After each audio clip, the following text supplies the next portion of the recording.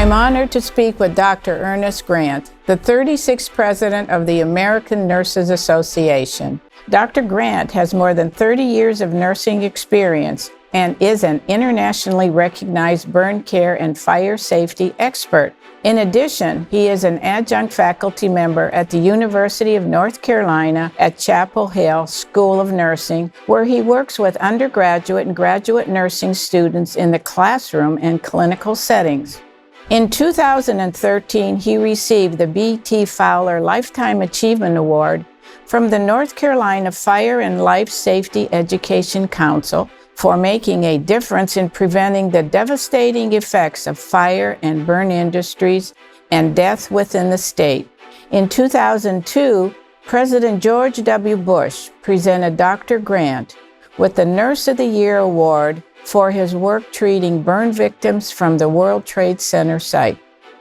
Dr. Grant, I understand you are a man of many firsts. You are the first male president of the American Nurses Association, the first African-American man to earn a PhD in nursing from the University of North Carolina, Greensboro, and first African-American male nurse to lead the North Carolina Nurses Association as its president. What factors led you into the profession of nursing? Well, to begin with, I actually wanted to go to medical school, but coming from a very poor family, I was unable to do that. So nursing was a second option that one of my high school guidance counselor suggested that I try and work my way perhaps through to medical school from that.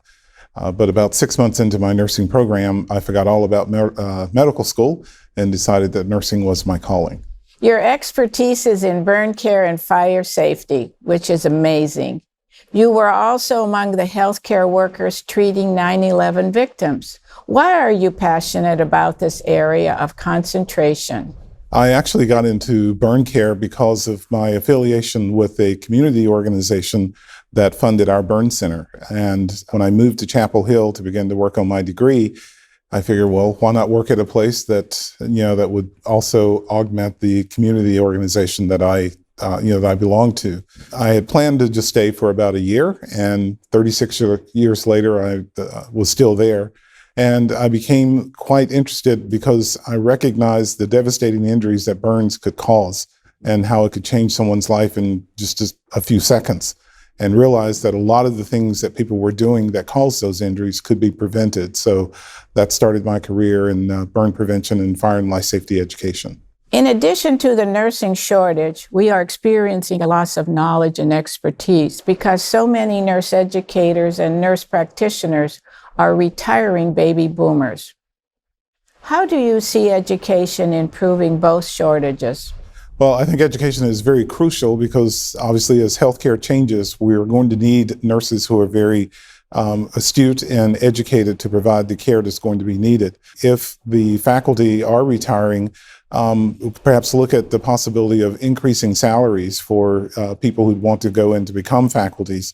Also, healthcare systems should be able to pay faculty members as well as nurses, pretty much the same salaries, so that we'll be able to make it more attractive for people to want to go in and become nurse educators and also clinicians of tomorrow to meet the healthcare needs. The ANA represents the interest of 4 million registered nurses annually. When it comes to diversity and inclusion, how important is it for the nursing profession to reflect the population it serves? I think that's extremely important because I think nursing should reflect the people that we care for.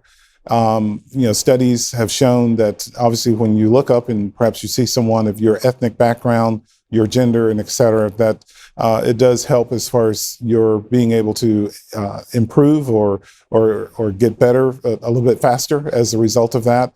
You can build a trust with that individual as someone that could advocate more for on your behalf as a result of having some background or some understanding of your culture. So that's one of the things that I ran on when I was running for president of ANA, was to help to increase the diversity of nursing across the country. Dr. Grant, what is the biggest opportunity and challenge you see in the profession of nursing? Well, I think we can combine both opportunities and challenges together. We just talked about the diversity issue.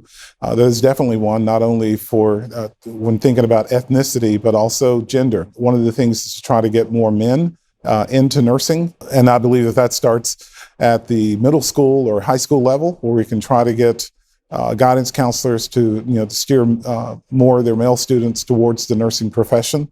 I also believe that it is important that as we try to meet the demands of tomorrow, that nursing also looks out and recognize that we all can benefit, obviously, from having such a diverse nursing population and other opportunities. I think nurses need to recognize that there are opportunities to get their education, not necessarily maybe through the traditional way of going through a university, but or a community college, but such programs such as what Walden does, having online programs and et cetera, is one of the great ways to help meet that needs as well.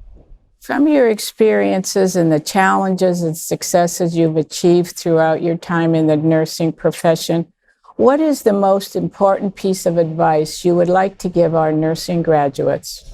I think the most important piece of advice to give them is, number one, join your profession, organization. It's extremely important because, obviously they advocate on your behalf. They keep the profession going.